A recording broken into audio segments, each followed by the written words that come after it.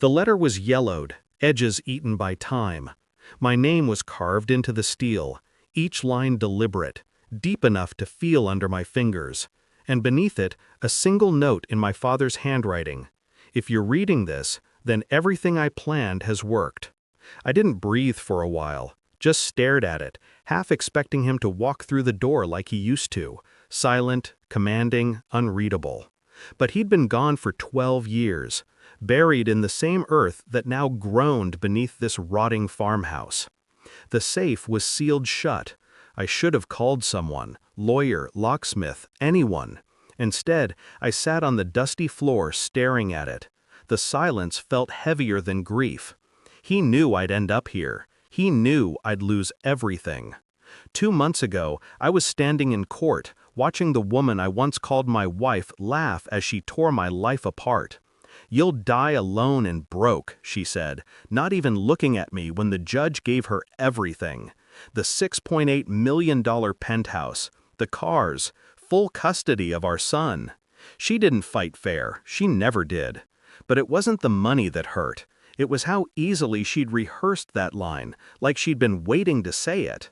I remember her eyes that morning, empty, already somewhere else.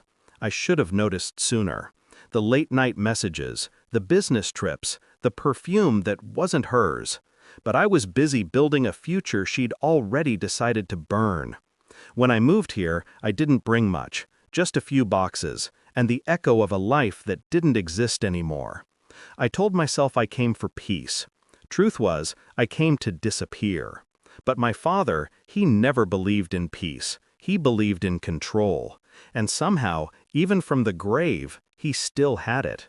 It started small, a creak behind the wall as I tore down rotten boards. Then a hollow sound, a space that shouldn't exist. When I broke through, I found the hidden room, dust thick as ash, the smell of oil and metal. And in the middle, the safe, my name waiting for me like a curse. I opened it 2 nights later. Inside were stacks of documents, property deeds, old ledgers, photos, and one file, thin, marked with my wife's name. The air turned colder as I read. Private investigators, offshore transfers, meetings. Her affair wasn't with another man. It was with the man who had handled my father's estate. They'd been building something behind my back for years. And when I inherited, she made her move, right on schedule. Every court paper, every accusation she'd used against me, it was orchestrated. She hadn't just left me, she executed me. But my father knew. The final page of the file was his last letter, typed and signed.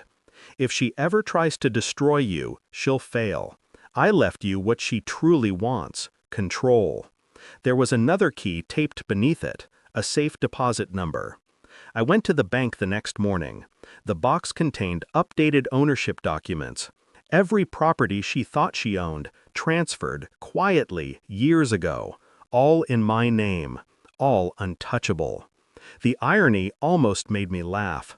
My father had always called her a beautiful mistake. He wasn't wrong. She thought she'd buried me. Instead, she'd just finished digging her own grave. I sent her a single envelope, no letter, just copies of the deeds. No signature, no words. She called that night. I didn't answer. Then she texted, then begged, then threatened. I didn't respond. When you've already died once, silence becomes a kind of power. I stayed in the farmhouse, listening to the wind move through broken windows. Some nights, I could almost hear my father's voice, cold, proud. "You finally learned." Maybe I did. I lost everything and found the truth. And once you know the truth, love becomes just another lie you survived. She took the penthouse. I kept the foundation. The walls may rot, but what's buried beneath them endures. I didn't win. I didn't need to. I just stopped playing her game. And that's what destroyed her.